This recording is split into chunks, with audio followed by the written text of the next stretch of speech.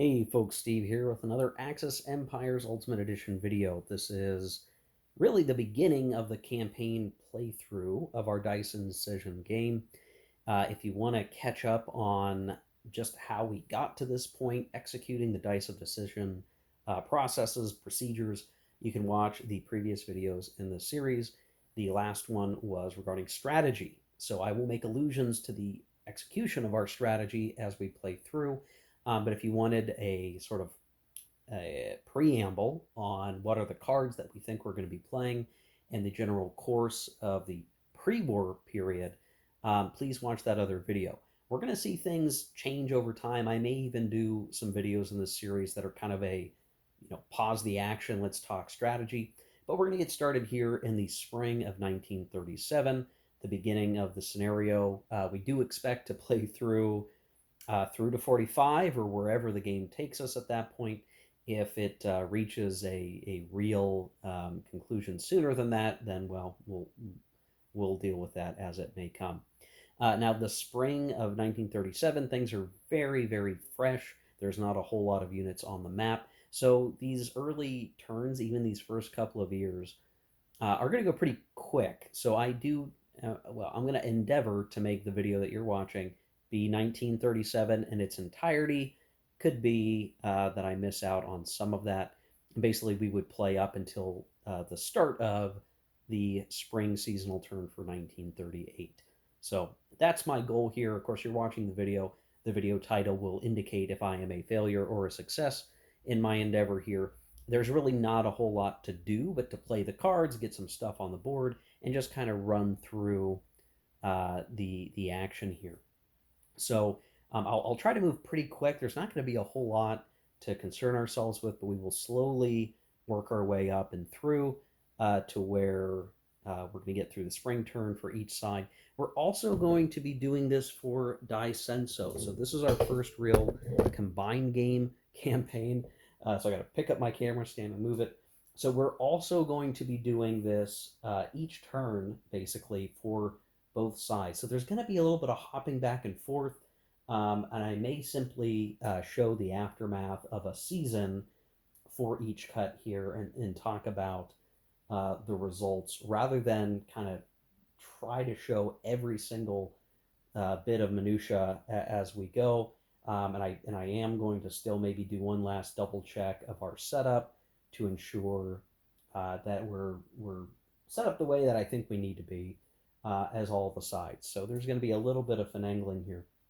There's one last bit of setup that I do need to do, and that's going to be setting up the Fortune of War cards, which is not something that we've used yet. And the reality is, these cards are just used. We're going to shuffle this deck because they're not currently shuffled, and we're going to dish out cards.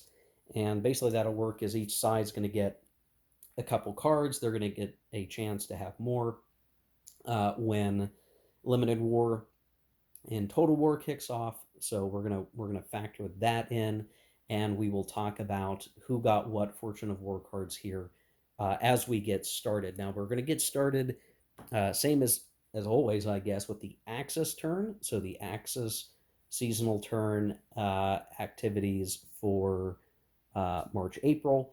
Then we'll follow the regular sequence of play, right? Western Allies, Soviet, and go from there. So just a quick intro on what we're going to do here next.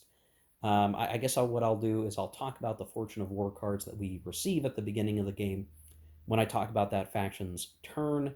But again, things are going to move pretty quickly here. And I think I'm just going to make the decision right now while I have the recording going. I will start the play, and then what we'll probably do is, kick off with a card decision, talk that, and that intervening turn that is not a seasonal turn, I will not show on camera. We'll just kind of play through and kind of skip through the next turn if there's not a lot to cover. Something like that. It'll work. We'll see. You'll see in just another moment here as we shift to the game in earnest. Okay, so let's get started here. We're not going to draw Fortunes of War cards until Limited War breaks out on either map, so we're going to hold those in reserve. We will be drawing an extra card with Schiffskrieg in play. I'm also going to point out that I am using a number of optional rules. I guess I should have brought this up earlier. Things like needing 2 cities to actually have supply, I'm using that. I'm also using the collective security bonus for the Soviet Union, just because I think that will be appropriate, and I think it makes sense. Those are probably the most significant ones to bring up right now. Otherwise, not going to worry too much about the rest of it, but for now, that should work. So, okay.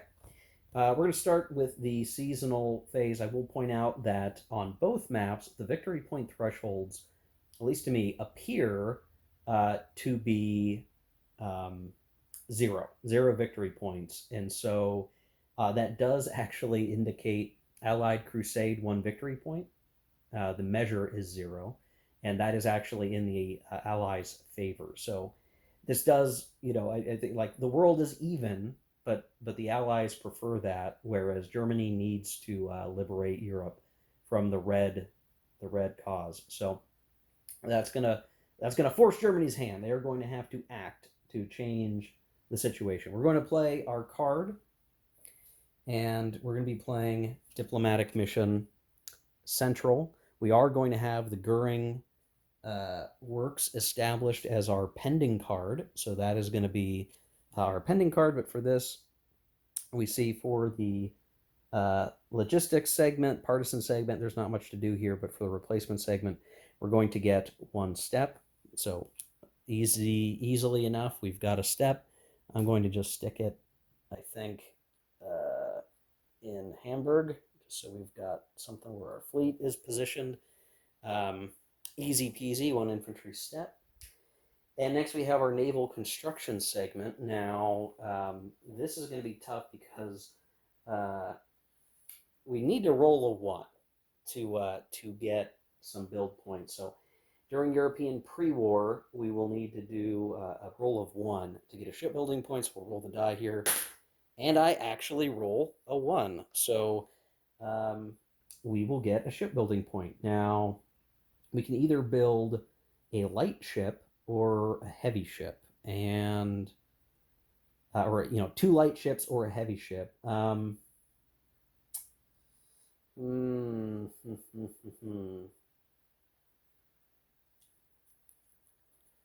I think right now we could do.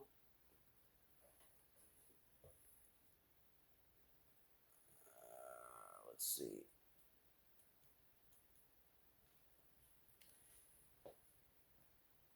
Well, we'd get the cruiser sooner. Dang it! First, I was expecting to go fast, and here we are with an actual decision. Hold on. Okay, so I am going to build the Bismarck. Here we go. There you go. I'll put that on the shipbuilding delay box here in a little bit, but I figure I'll just keep rolling here and get to the political events segment. So we will have a -1 DRM from the victory points calculation.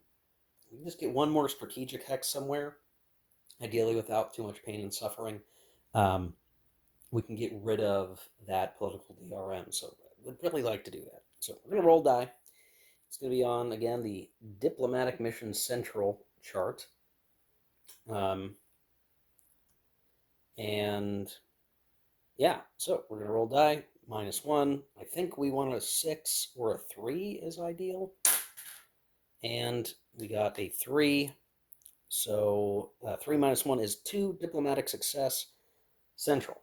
And let's make sure that we get the diplomatic success correct. So 19.13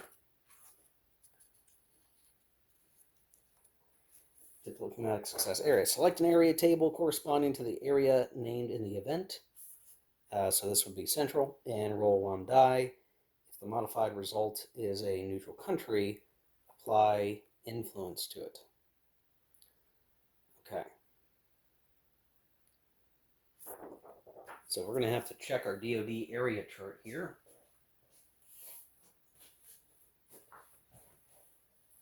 So central, I think we would love a 6. A 6 would be perfect. And then I'm going to have to see. Yeah, boy, I'm going to have to look at this because if a country doesn't exist, that actually might be a problem. Okay, so the way that this works is we're still going to have a -1 to our die roll. The odds don't necessarily change, but what matters here is Croatia, Austria, Czechoslovakia, they're not actually existing minor countries. They're constituent parts of Austria-Hungary, which means if we were to roll these results, basically, I'm pretty sure, according to the rules, it's a no result. Like nothing would happen. We would need to roll a 5, which would take us down to Poland, and Poland would be a fine pickup. That'd be nice. Austria-Hungary is what we really want. We need to roll a 6 for that. So basically a 1 in 3 chance of getting something of value that will help the game. 2/3 chance of nothing. We'll get a second chance at this next turn if we don't get it, but we'll see. All right. We got a 6. -1 is a 5. That is Austria-Hungary. That is something. So I better make sure that I'm reading the roll right and that we apply the right result. I think this is just applying influence. So 19.13. Yeah, okay, apply influence. And yeah, the faction that received this event may do one of the following. Activate the selected neutral. Oh, wow. Really? Oh, okay. There must already be a friendly influence marker in the country. Okay, fair enough.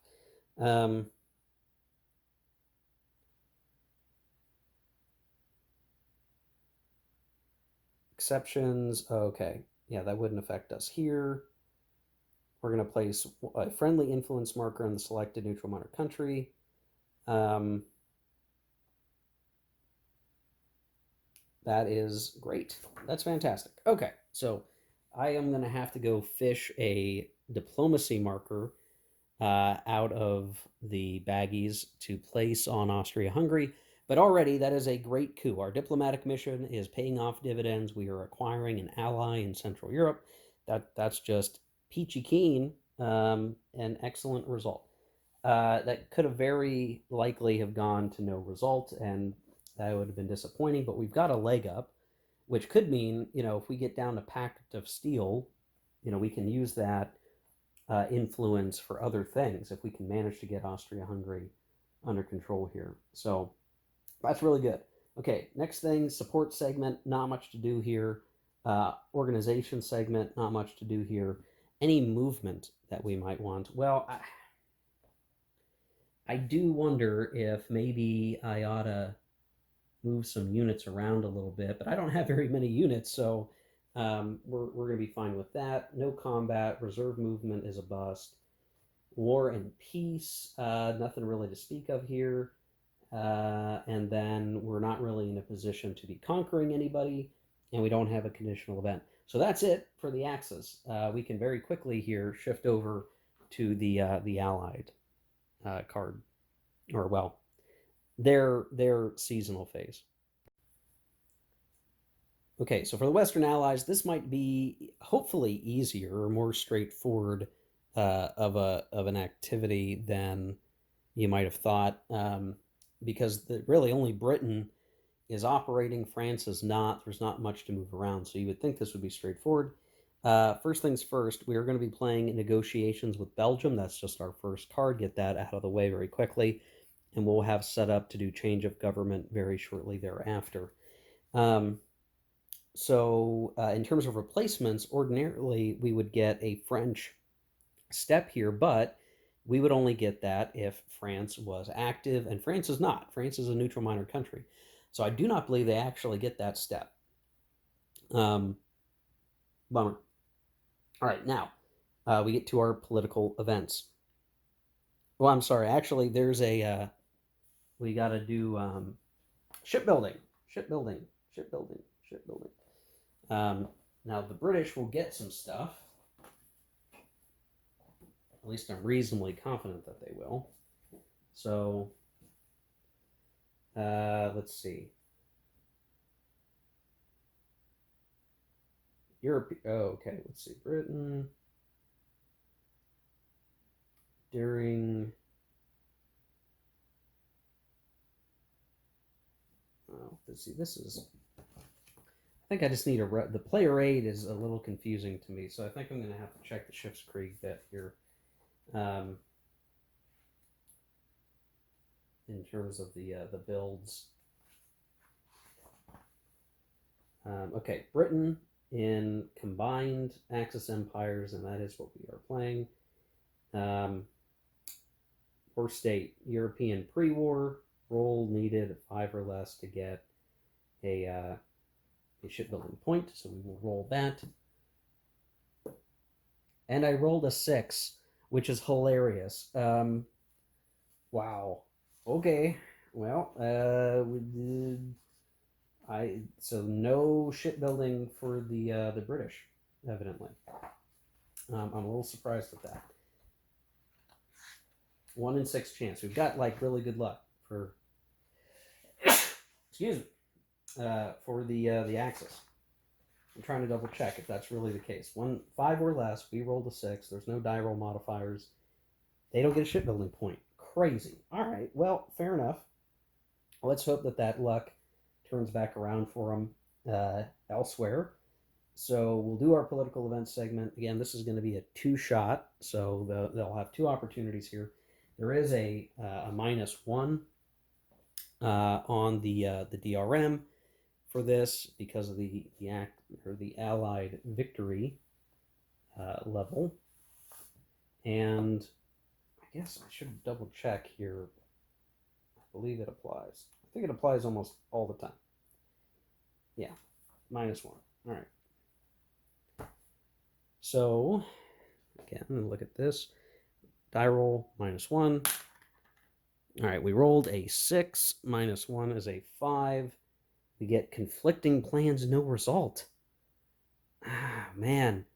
All right. The Allies are kind of getting boned here, guys. I don't know what to tell you. I will say that's good for Germany. They're pleased with that. Leaves Belgium and Holland basically out to dry, maybe for the Germans to swoop in and knock them out quickly if they desire it. So there's that. Now the rest of the support segment, organization segment, op segment, combat, there's really nothing here for the British to execute as best as I can tell. I don't think their finest hour applies. I don't think reduced U.S. impact would apply. France rises does not. Done. So they're basically down and out for this. So Allied turn's already over, and the British didn't get to start building anything. That is a shame. Let's just jump right into the Soviets, I guess, then. So again, seasonal turn. We should do the shipbuilding just right away before I forget it, because I'm not sure that even the Russians are going to have a high likelihood of being able to build something here, but we don't know that.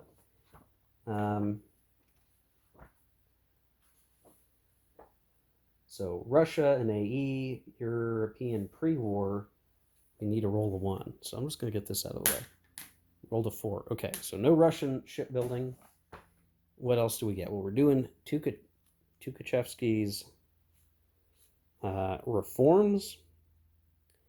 And so we're going to remove some cards from our deck. We're going to apply Pacific Commitment. So we'll need to double check what applies here, given we're playing a combined game. But we are at least going to get an HQ, and we're going to get some steps that we'll be able to build in Russia. And that's not a small number of steps. So, and then really nothing else. So we could conceivably move some units around, but why don't I just go kind of play through and finish that up? It's going to be a little hard to see from this angle in terms of the Tukhachevsky reforms and the benefits. What we do have, though, is some units that have been deployed to the board, and we've swiftly reorganized them gone ahead and run through the rest of the Soviet turn there, so that we can see how that should work. Um,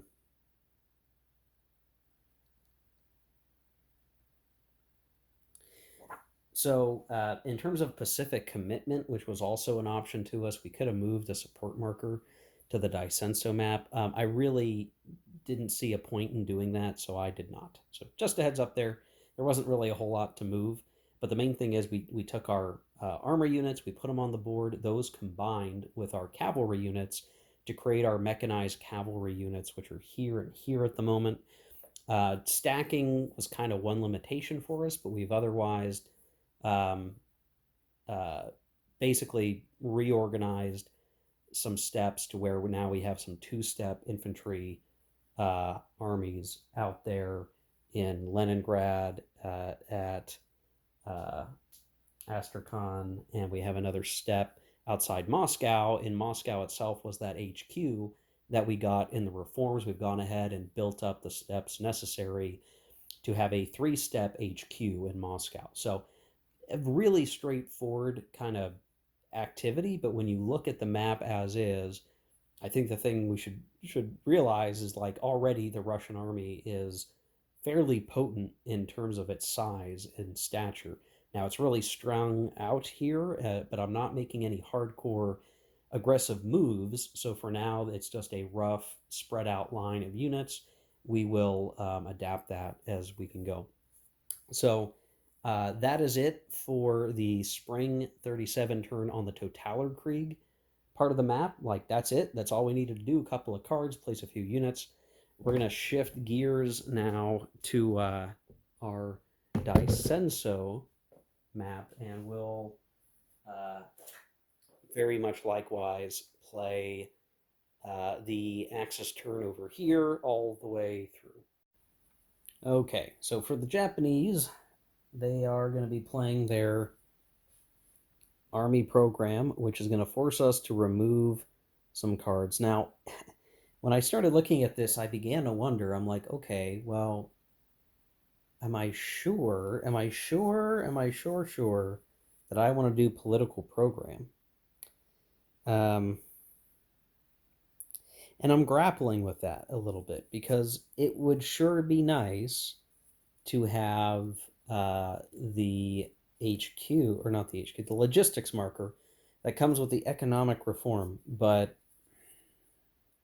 well, I don't know. I'm kind of stuck there a little bit. So I did get rid of the economic and Navy program cards. We also, or I'm sorry, I gave up the Navy program card for now, and I gave up one of our Imperial directives, which would have been our jet fighters. So we're not gonna, or I'm sorry, not jet fighters, the naval projects. So we're giving up our naval capability here. Maybe a bad choice, but we'll see. Then we got to place a HQ in the delay box. We don't immediately get it like the Soviets got theirs, and we're going to get two steps. And for the sake of it, I'm going to be sticking them over there in Nagasaki. I've already placed a troop convoy. I'm kind of getting ahead of myself a little bit, but I do want to make sure that I can actually execute the turn. So when it comes to the support segment, we'll place the troop convoy, which is technically the Yellow Sea there in between China and Japan, and we're going to spend our time transporting these units into one of our ports.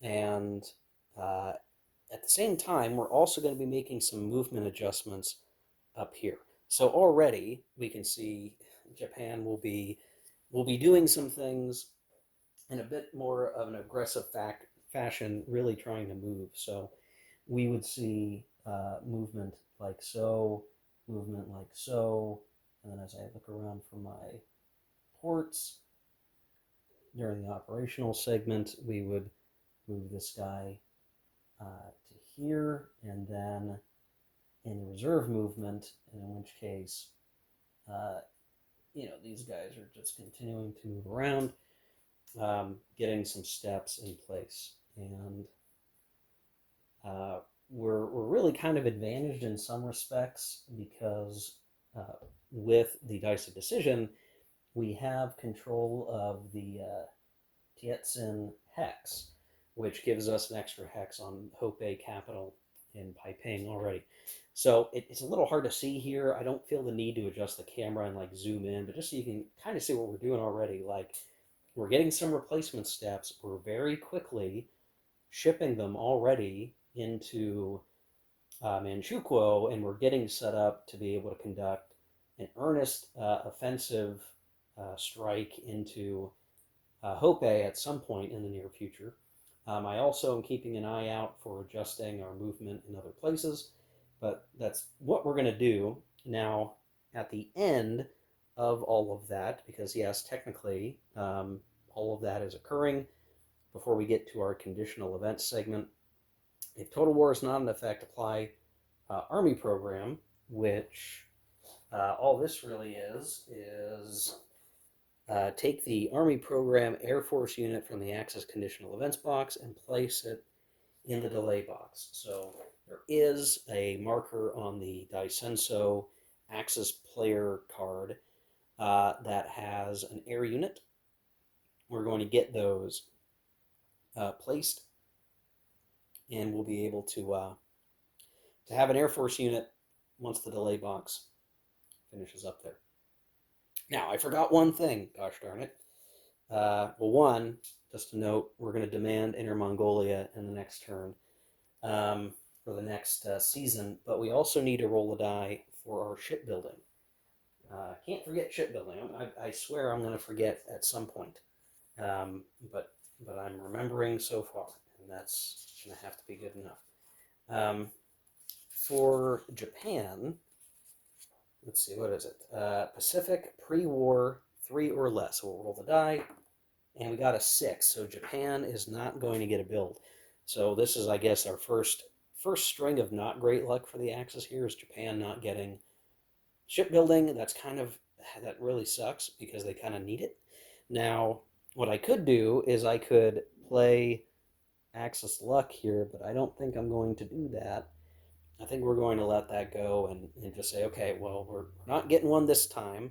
Hopefully, we'll get one next time. Not this time, but we'll try next time. And that's it. So Japan really just gearing up for the ongoing war against China.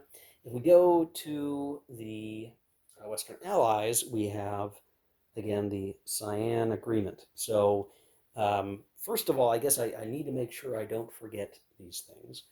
But in terms of the actual events, we do have to do builds for the U.S. So let me work this out here.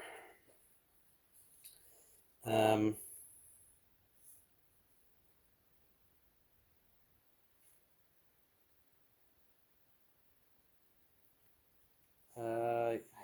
do have to look at this. So the United States, we wouldn't do another die roll for Britain here. So the United States in a combined game, European pre-war, 3 or less. Okay.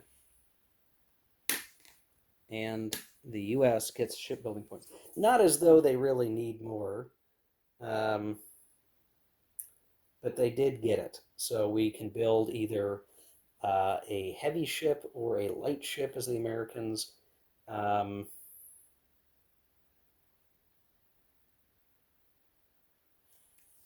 guess I'll need to go figure that out, and then we'll have our card to play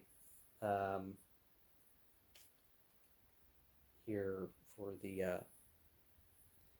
the Siam Agreement. Okay, so I had the U.S. start building the Wasp, a carrier. Carriers are very powerful. We might as well build one, so that's what we're going to do. Then we get to our political events segment. So we could get Chinese incident, colonialism, or nothing. This is a -1 at the die roll. And we rolled a 6, -1 is 5. So we're going to have to roll on the colonialism table. So a -1 on that. I actually have to grab the player aid sheet. I'm sorry. But I will roll the die and we'll see what we get. So roll a 1. All right, now that I actually have my player aid sheet here, we've got colonialism, 1 -1 says a roll on the strategy board table. So we're now going to roll here, -1. We got a 5 to a 4, conflicting plans, no result, which is just as well. So the Cyan Agreement, we don't have anything happen here. We could get something happening next turn, but for now, nothing, and that's okay. I think ordinarily in a regular game, the allied player is wanting the Cyan Agreement to get the communists and the nationalists to work together, but they're already doing that in this campaign. So kind of a wash for the Western Allies. Not a big deal. There's not a whole lot that they can do on the board right now. Not a lot to move, not a lot to shift. So we'll call that done. And then finally, we get into the Soviets now. I'm not going to roll a naval. I don't need to roll a naval shipbuilding thing here because they can't. And we use they get the 1 roll for the whole turn. So I guess I should talk about this for a second. Really, I think what's supposed to be happening, even if I'm not doing it this way, is that all of the axes should go on both the Totaler and the Daisenso maps before all the Western Allies go and then the Soviet goes. So I probably should change the way that I'm doing this because at some point it will start to matter, in particular because of like the Soviet card selections, where we have this number in the upper right, and there's a limit to what we can be playing in a seasonal turn at different points in the game. So I am probably going to have to change that up, but at least for this first turn, we're going to slow walk it this way. All right, Mongol purges. We're going to remove the Eastern Line card, easy peasy. We're going to apply European commitment. Right now, I don't think there's really much that we can transfer at this point, so I'm probably not going to bother doing that. If pre-war is in effect, that's true, and the Soviet minor posture is peace, change it to disputes. And that's pretty significant because what it really means is that any of these other minor countries out there are going to be governed by the same policy. So when we look at, like, will the Far Eastern Republic, for instance, join with the Soviets, or are they going to align with the Western powers? Well, if they stay aligned to the Soviets, then those guys will be protected effectively by the same policy. So we're going to do that. We're also going to apply influence to Mongolia. That's going to be very straightforward. And the Russians are going to get 2 replacement steps on the map, which are really just going to go up in central Russia, way up there. So not a huge deal. The conditional event segment would potentially give us extra steps, but Russia is not going to be at war anytime soon. So for the most part, this is very basically just a reinforcement card and influence in Mongolia, a changing of the posture display, and that's it for the first turn of the game. So as we go to the second turn, let me just do it this way, guys, to make sure we save time. I'm going to play through the second turn here. There's not going to be a seasonal turn, so we're not going to be talking about new cards. There are going to be some political events that I'm going to have to roll for. I'm going to do those off camera and just get through it. But we'll talk about the aftermath of the turn and start talking about the summer turn when I come back in just the next clip, which for you is just going to be a second. Okay, here we are at what will be the beginning of summer, and a couple of important things have occurred. The Germans' diplomatic mission in the central region paid off again. Not as good as getting Austria-Hungary again. Like, that would have been great to just be able to activate Austria-Hungary on turn 3 effectively, or turn 2, and basically be ready to rock and roll in other places, but we didn't quite get it. We got Poland. Now, I was kind of expecting to maybe have to invade Poland, so having the influence there kind of does odd things to my planning, but I'm glad that we got what you figure 1 out of 3 chances of actually getting something, and we got it twice. So Germany is actually feeling incredibly lucky given the circumstances, and can be glad that there is a bastion of democracy or whatever in Central Europe at this point, or at least, something that is agreeable. The Axis luck went even further with the Allies trying to get negotiations with Belgium, and they failed again. So by now, we would expect there to be some sort of Western influence in Belgium, or even some kind of, immediate alignment. But as it stands right now, Belgium, Holland, they stand alone. So the Germans could consider an easy march through. If they demand Go Moselen, they could do so and still have time to spare to do other things potentially. Now, it's not to say that the Allies can't keep trying to do other things, but that was a big kind of missed opportunity. So again, we're looking at this whole situation. It definitely is looking very beneficial to the Axis in the early phases here. It's all coming up roses. In the Daisenzo theater, it's kind of the maybe not quite the opposite, but not nearly as good. So the Japanese did little more than adjust their forces. They are clearly preparing offensive action near Hope very soon, or at least we would expect it. The Allies, however, did get an okay result on the Cyan Agreement. They were able to get a China incident, and looking at the available options, it was kind of worrying, like what can our options really be. We selected the removal of the neutrality marker in Szechuan. So basically, there was that possibility that we wouldn't be able to get Szechuan on the Chinese, you know, in the Chinese alliance, um, but we removed the neutrality marker. So all things considered, that's a good thing as we exit, spring 1937. The two main Chinese factions are aligned in resistance. We have no neutrality. All the Chinese minor countries are at least feasible in joining the anti-Japanese cause. So I'll call that a win for the Allies. That's a very reasonable result. Um, and then for the Soviets, there really wasn't much to do. We simply sit on our thumbs for the time being. I am thinking about making some movement adjustments in Central Russia, but I don't want to jump on anything yet. I kind of want to get built up and figure out what's the best position to get into at this point.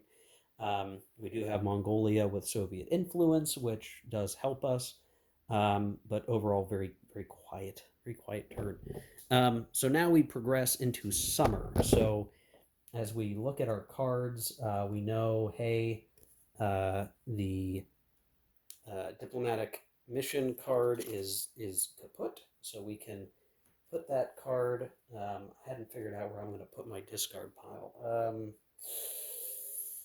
I guess just on top of the.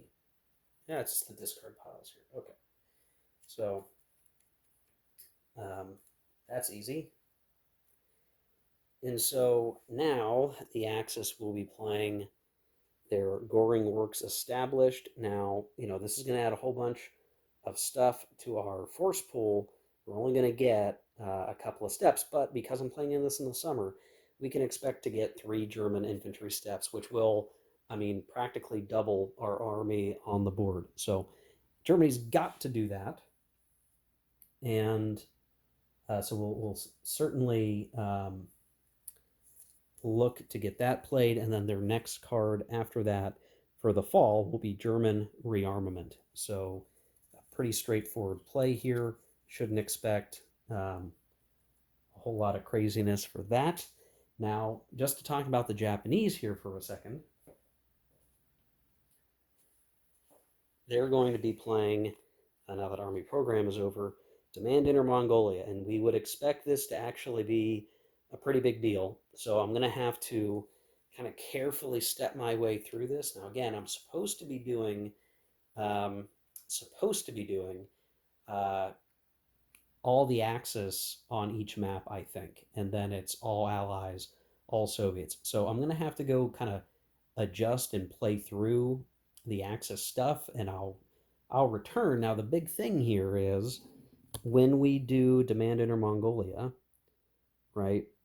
Current card is not a demand card. All those things uh, were fine. We're going to get some steps. That's great. They'll show up in Japan, and then we're going to have this uh, demand, and it's going to very likely be either country resists or ceded land. And to be honest, right now I'm a little cautious. I'm a little worried because I'm afraid this may trigger war even earlier than we want. But I don't know. We're going to figure it out. So let's stand by here for a second. I'm going to play through it, and then we'll talk about the results of some of these initial swings before we get to the Allies. Okay, so for the Goring works established, the Germans, got the reinforcements. All is well in the world, and amusing given the democratic circumstances of Germany. Um, but for demanding Inner Mongolia, here I'm thinking, okay, well, we'll start limited war and we'll get things underway. They actually gave in, so the Japanese have had Inner Mongolia ceded to them, which gives them, better positioning uh, against the Hope capital in Taiping. The net result was that Western influence was applied to Hope, um, maybe unsurprisingly, but we're not at war. Limited war hasn't started, which means I'm going to have to be careful of the Japanese card selection now. We were maybe expecting to go, but it's not going on. Now, I will say the other tricky thing is, I would say, well, maybe we would just have Japan declare war on Hope and just get rolling here, but we actually can't even declare war in the War and Peace step during pre-war, as far as I can tell. That's in the rules. Um, so I'm not sure what flashpoint is actually going to cause the war here. That's unclear at this point. I'm not sure what else there is to be done. I'm going to have to double check to see if there's some other way to get the ball rolling, which is maybe okay. I mean, maybe it gives Japan more time to kind of prepare what it needs to prepare to be effective here, but they didn't get it. So that's just all.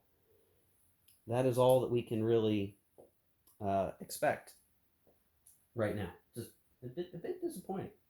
Now, as we go over to the Western Allied turn, we had the negotiations with Belgium over in Europe. So as we switch gears again here, and we're going to be playing change of government, and we'll have British rearmament coming after that. So this will be the card play here. The current card, change of government. The pending card for the fall will be the British rearmament card, and we're going to do this change of government stuff.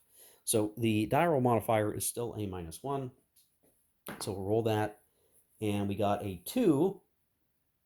A 3 -1 to a 2, and it is conflicting plans, no result. So they'll get to play more of those across the summer here. So there's multiple chances of getting, change of government to get kind of things oriented.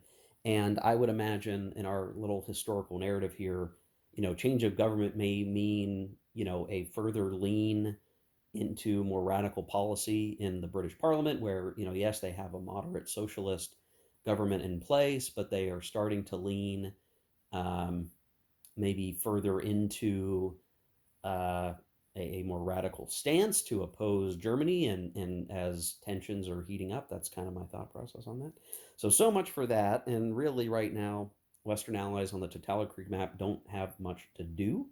So I don't think they're going to spend much other time. Oh, actually, man, come to think of it, I forgot to roll. I forgot to roll for the Japanese and their shipbuilding. So we'll do that now. And they got it. Okay. So Japan is probably gonna like build a carrier or something. I'll take care of that off camera. And then for the British, we might as well do this now. A 5 or less, and they got it this time. So Britain and Japan are going to build something. And then just to finish out the card conversation, we are done with the Cyan agreement, so that card is done. And our expectation here is we're going to be playing the cooling declaration. And so here was the idea, right? So we were gonna play cooling declaration and then expect to be in limited war. So I kind of had like the rest of their cards were going to be oriented to limited war. We're going to have to pick a different pending card. So we wouldn't have selected it yet. Um, I was sort of expecting this to have to be the case, but let's look at this card here.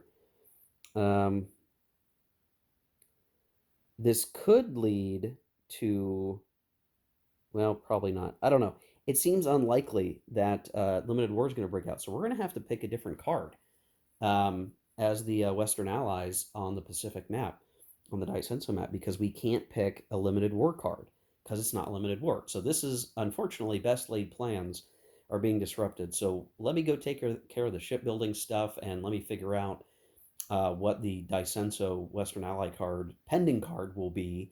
We will have to pick a pre-war card at this point.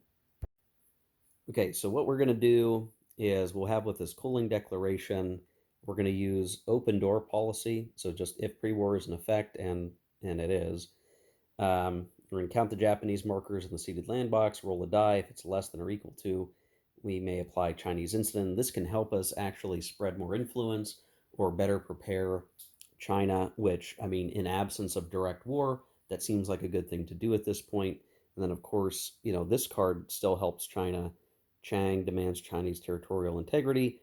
This will be helpful in general, and this is going to be our mobilization card on the Daisenso map. So we're going with open door policy. I don't know if this is going to be a big help or not, but it feels like a good time to do it in the absence of limited war. It's a good card to pick. We alternatively could have picked the Philippines independence card, and maybe I should do that, but really feels like China's going to be the big show, or the Asian continent will be the big show. So we're gonna go with that, I think. So let me work on getting the Western Allied turn for Daisenso done, because the Totalerkrieg Western Allied turn is already basically over. And I've got to do this, right? So we're going to get some nationalist Chinese units in the delay box. We're going to roll some dice with a -1 DRM, which could lead to strategy board colonialism, inertia, or influence. And, well, we won't get that because nationalist China is still a PAC country. So just a little bit of stuff. Again, this should be bolstering China out there, given the not quite outbreak of the Sino-Japanese War. So let me take care of that stuff, and then we'll come back and start talking about the Soviet card picks and plays for the summer. Okay, so for Russia, we are going to be playing, at least on the Totalerkrieg map, Collective Security with Ostland Pact following it up. So we did have our Tukhachevsky reform, so we removed these cards. I already did that. We have our replacement steps, which I've already placed, and I've technically skipped ahead a bit and done some reorganization on the map. So just turning some units on the board into two-steppers for Russia. Just nice, slow accumulation of power. And then we're going to have a political event die roll. So again, a -1 on the die roll modifiers, and we'll see what we get. We could end up with some diplomatic success, which is really what we would like. That would be wonderful, whatever it is. And we get a 1. -1 is still a 1, so we get diplomatic success in the Balkans, which could actually be of help here. So as we look at this, we're going to roll a die. And I think I still need to be using our specialized. We got too much stuff going on here, guys. Area table for the Balkans, and I have it. So just to get a quick look at that. Oh, sorry.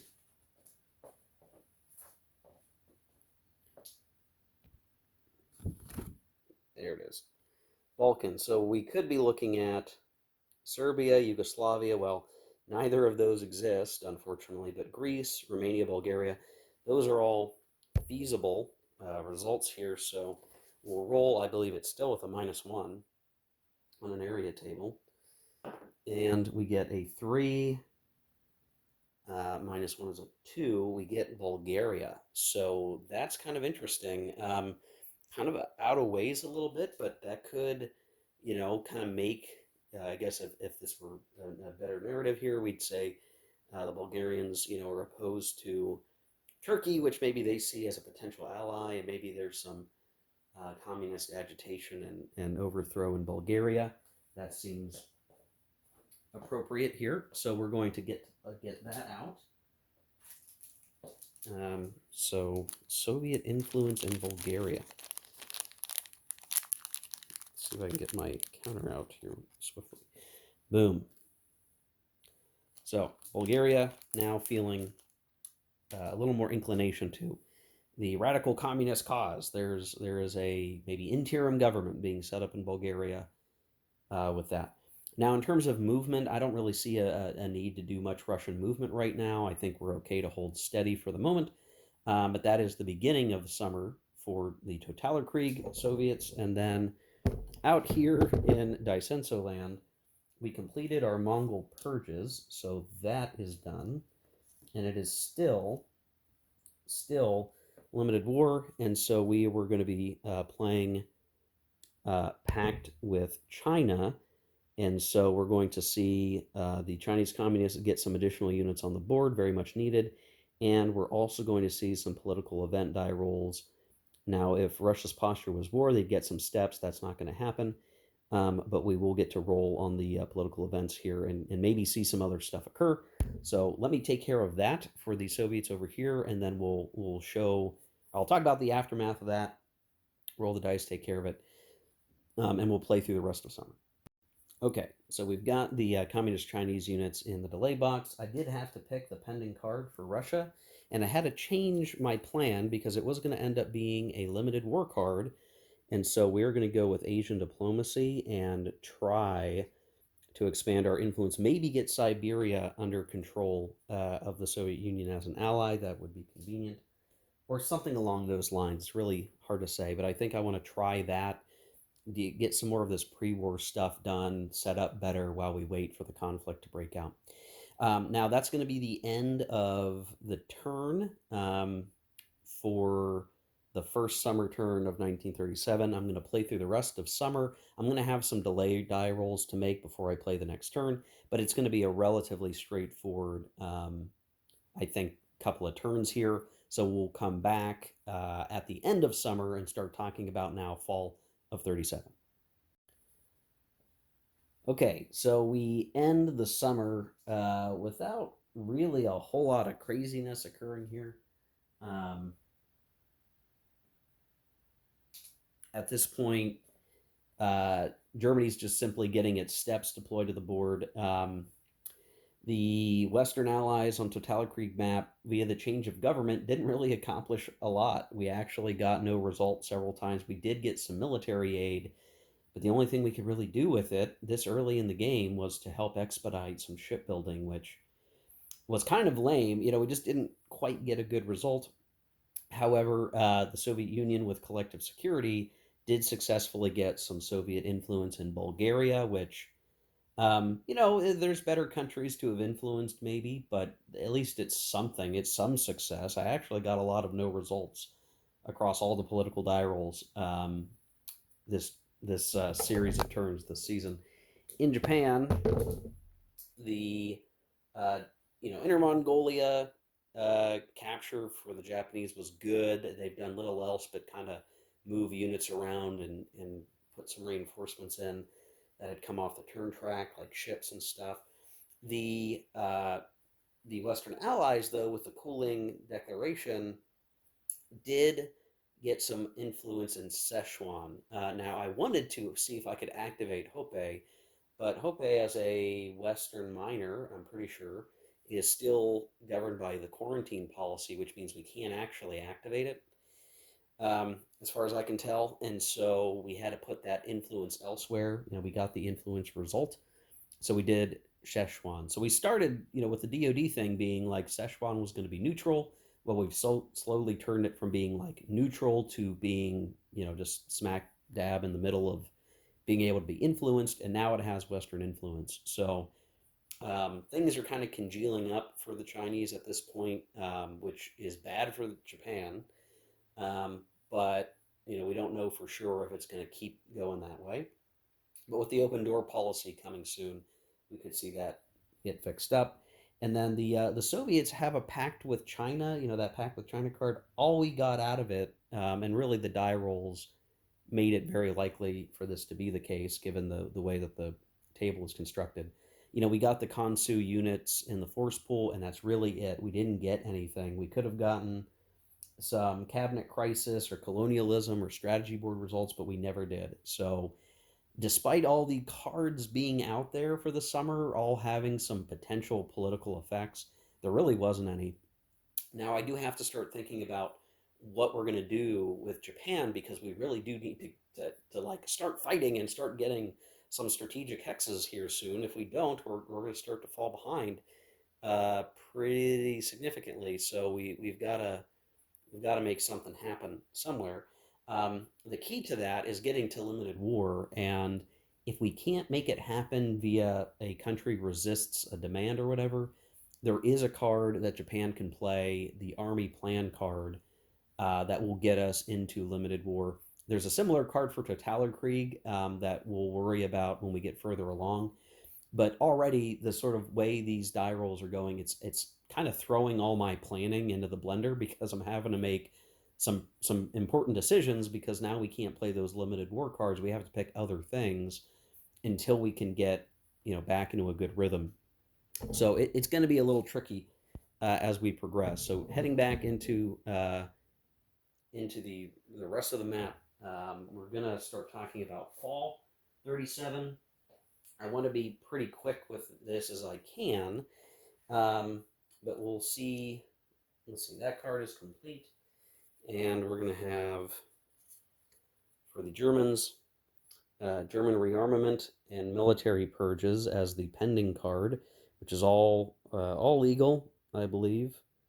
And so this will be a kind of a quiet season for the Germans. They're simply going to uh, get some additional units on the board. We're going to have to remove some demand cards, remove a production directive card. We're going to get some multi-step units into our force pool, which will be really important, because we do want to start building those guys up a bit and gaining strength there. And we'll get some additional replacement steps onto the board for that rearmament. So that should be fine. And for the Japanese, we are kind of in a pickle right now. Demand Inner Mongolia is done. We're going to go ahead and follow through with the Japanese purchase, but we can't do Japanese mobilization. So I've got to pick something else. And what I think I can get away with doing is do political program now and get that rolling. Um, so we'll do Japanese purchase, and then we'll do political program. I think is what we'll do, because this is going to take us basically through fall and winter, and that should be fine. Um, Conditional event, political program, colonialism. Yeah, these things will all have to work. I think this is the best thing I can do at the moment. Kind of an unexpected need to have to play these cards this way without limited war, but we'll see how this plays out. We could have a late start to the wars. I mean, that could just be what needs to happen there, and that maybe is okay. We'll figure it out. So I'm going to play through this pretty quickly. This will mean that, fall is pretty short. Um, so maybe really what I should do is talk about all the cards and play through all the fall. Um, Rather than, I mean, we could see it change, I guess, but I guess let me think about this for a second. Okay, yeah. So what I'm going to do, let me briefly talk about all the card choices for all the sides, and then I'll just play through the fall at this point.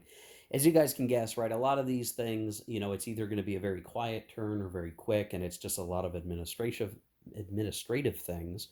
But we can certainly, work it out, and that's what we're going to do. So Germany, again, German rearmament military purges are going to come next just to help with other card plays. The Japanese will be doing the Japanese purchase of the German Pacific Empire. And then we're going to follow that up with a political program. So we can start to get that rolling. And that's another card we were planning on playing at some point. We'll do it now. We'll let things kind of develop from there.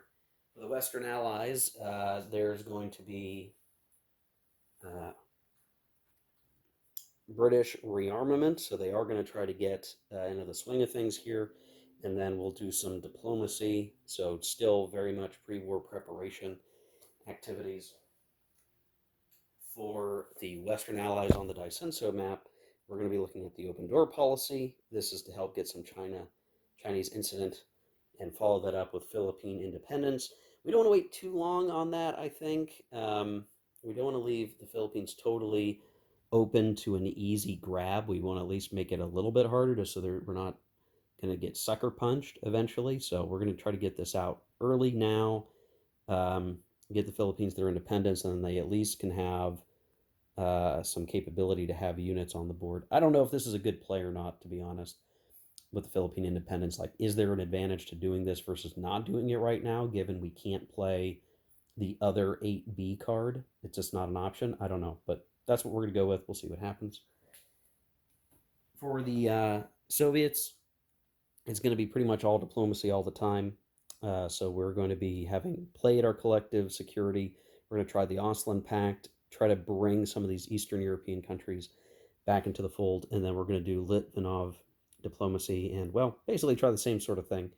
Really want to try to reconstruct our own sort of alliance system there. And really, the story remains the same on the Daisenso map with Asian diplomacy, so attempting similar things here.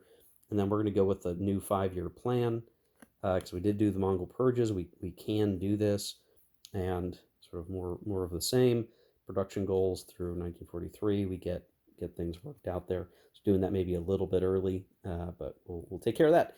I don't know if there's any like obvious things we should instead be trying for. I think the European narrative here is staying on its tracks for the most part, but Daisenso is definitely different. I kind of expected to fail on the ceded lands thing. We got it though, so I figure, okay, well, let's just see what happens. So I'm going to play through these 2 turns of fall. It should be pretty straightforward, and then I'll come back and we'll be talking about the winter. Okay, so here we are at the end of fall, about to enter winter. I got to do a few delay segment die rolls, but just to talk about what all has happened. Germany has units on the board now. They were able to build their HQ from all of their force pool upgrades, and they've just started to get those organized and get in shape. Nothing too major. Britain's doing the same thing, or at least within reason. They've got a bunch of stuff in their force pool now, but they really can't build a whole lot. Importantly, though, they do now have a support marker, so the home fleet is able to be deployed. So Britain itself is kind of gaining some capability to operate, slowly coming together. And we really saw the Soviet Union trying to get some additional diplomacy activities, and they just came up totally empty. So not a whole lot going on. They're not able to make a break into Belarusia or Ukraine in terms of allying them or anyone else for that matter. So kind of a slow roll there. In the Daisenso map, though, things are kind of getting a little more interesting. We've seen Japan continue to move units into the area of concern in northern China, and really not a whole lot of other critical critical things, except the completion of the purchasing of the German Pacific Empire. So it's a little hard to see with the glare. There we go. But we now control a number of locations. We had a detachment in Rabaul, but the Western Allies, with their open door policy card, managed to get some results where it was like guerrilla warfare, and they could um, remove. I have to look at this. Actually, I might not have been able to do that. Ah, dang it. Oh no. Did I screw up? It's entirely possible that I did.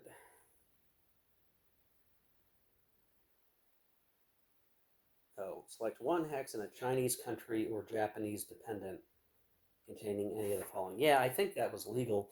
The Western Allies were able to turn a Chinese incident into guerrillas, and we removed the detachment in Rabaul, which is not considered a one hex island. And so while Rabaul is still technically controlled by the Japanese, they don't have a detachment there. The Japanese are going to have to figure something out to just resolve that and take care of that problem. They don't exactly have a lot of capability to fix that, but um, they can make some fixes to that over time. But this is the best move that the Western Allies could play. And then for Russia, the Soviet Union, they ended up getting some level of fortunate result on Asian diplomacy, and what it led to was being able to apply influence to Siberia.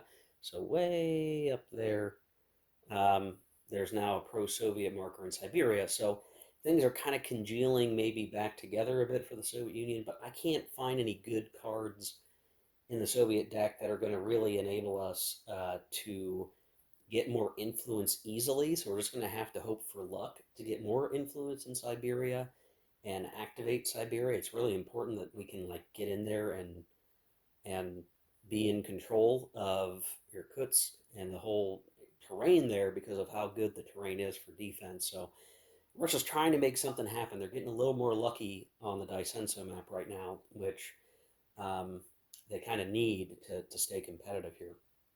So going into the winter, and I'm just going to review the card selections, and then I'll play through winter, and we'll wrap up the video.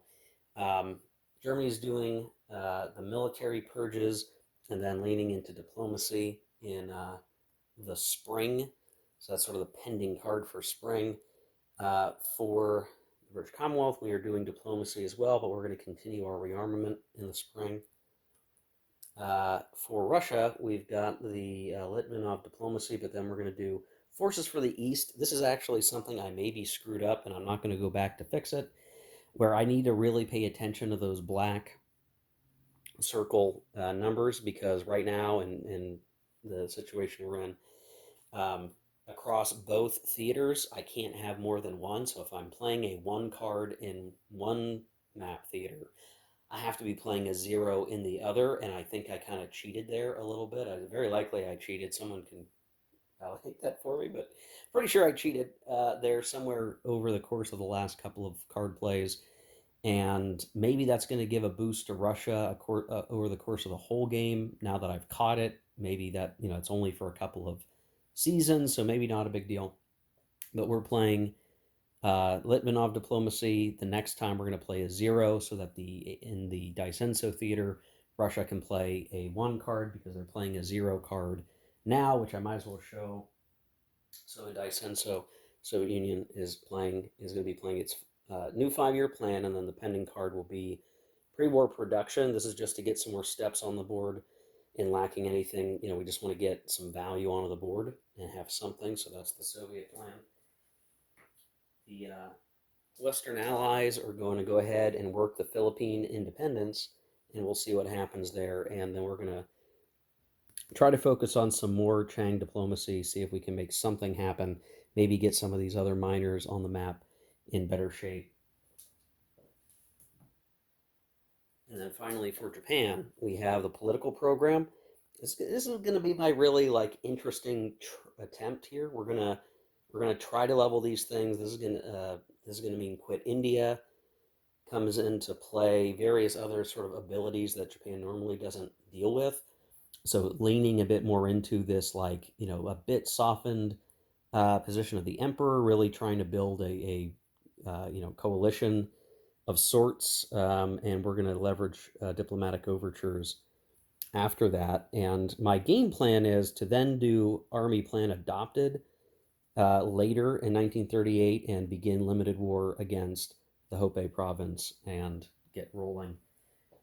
Um, Figure I've got a little bit more time that I could try to get a couple more things set up to be more effective. Maybe we get lucky and we can knock some of the Western influence around or off the board and just make some headway there. So that's it. That's going to be it for the winter, or the things that we've got to do for the winter turns here as we transition from 1937 to 1938. I'm going to go take care of this play. It's just these two turns. We'll show the aftermath of that and wrap up the video. Okay, so seeking to wrap this video up here, we are finished with winter. Pretty quiet for most factions. Germany's card was really nothing to do. The military purges just is a card, a prerequisite. So nothing other than slight maneuvering across the board. Nothing too crazy. For Japan, basically the same sort of thing. Right now, I don't see a tremendous need to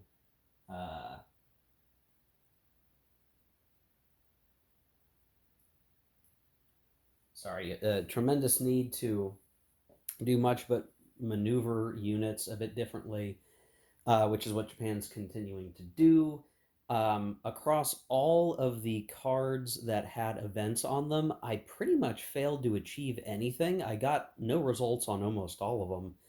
And there's not a whole lot more to talk about in terms of like game changes right now. The one exception being we are kind of in this weird tug of war over here. So, indeed, I did play the Philippines independence card. We've given independence to the Philippines. Right now, what that did end up doing is it shifted.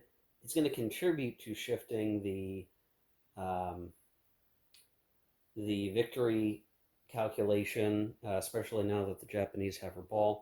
But we've actually gone back and forth where Rabaul, we had at one time a detachment that got removed.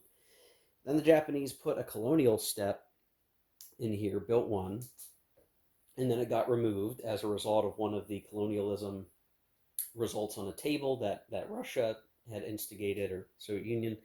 And so it is currently empty again. So I don't know what you want to look at this. Some kind of guerrilla dissident activity, maybe fostered by British intelligence um, or something, who knows, is keeping Rabaul from becoming operationalized as a naval base, whether by a detachment or an actual colonial garrison, which is kind of annoying for Japan. But right now, the Pacific feels very far away in terms of what they are really focused on, which is China. So maybe not a whole lot to be concerned with there, but that's kind of where we've gotten to. And so um, again, nothing super crazy happening, just a slow rollout. So when I look back at the year of 1937, I think there were a few things that have gone on. One, generally, attempts at diplomacy have not been very effective, all excepting in the case of Bulgaria, which we saw, and then the stuff that Germany accomplished with Austria, Hungary, and Poland. Um, and that's not, and that's despite trying. Russia tried a lot. And for some reason, because of the die roll modifiers, we were consistently getting no results, or sometimes the result would go to a secondary table and we'd get a no result on the secondary table. So I don't know. It's kind of interesting to see, like, hey, everybody's trying to make something happen and it's just really not coming together right now. So the posturing, I think is so far. I think the game is kind of situating well for the Axis. Really, Britain has been trying and trying and trying to get some diplomacy on the board, and they're just not getting anywhere with it. Russia is doing really not much better, and the Japanese army continues to take shape. The Japanese army continues to take shape to fight against China. The one thing I guess I should point out is, as it stands right now, pretty much every Chinese faction is pretty close to being aligned in the United Front. So Hopei has a Western influence marker. Szechuan does. Yunnan has one now. That did come up this year. And so, once these guys start going to war, like all these countries are going to be, more solidly in favor of supporting a united Chinese front. It's going to make it harder for Japan to make consistent progress. So investing a lot into the army, vice the investment in Chinese cooperation, will probably make for a very bloody set of fighting in China in general. And I haven't really found a good opportunity to try to make something happen against the Far East Republic.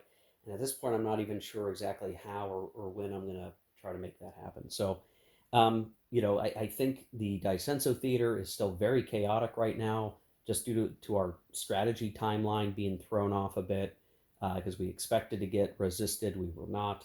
But I am kind of set up to start limited war in 1938 in Daisenso. Meanwhile, in Europe, everything is kind of tracking to the schedule I expected, without too much different. But we'll certainly see more activities to cook up here heading into 1938. So this is probably getting to be a pretty long video. Thanks for watching and listening in. I do want to point out that I have started to put a written narrative session report on Board Game Geek. The thread title is The Iron Crusade. So if you go look on Board Game Geek under the sessions section of the forum for Axis Empires, you will see a thread that I've started. I have turned basically our Dice of Decision results and our play here into a consistent narrative that attempts to kind of give like we'll say, elementary, junior high textbook treatment of our history that we've encountered and the events as we proceed through the campaign. So what is up there is, all the preamble stuff, and then I'm going to get all of this written up for 1937 in the same thread, and I'll continue to do that for 38, 39, and beyond. So check that out if you'd like to read and sort of enjoy a fake history book, textbook, not particularly well written, but one nonetheless of the campaign that you're seeing here. The videos are obviously very mechanical in nature and talking about the way the game is playing out. That written session report is much more a story treatment of all of this. So please check that out. I hope you enjoy that and check it when you can. Anyway, that's it, folks. That's it for this video. We'll see you in the next one for 1938. The campaign will continue. See you then.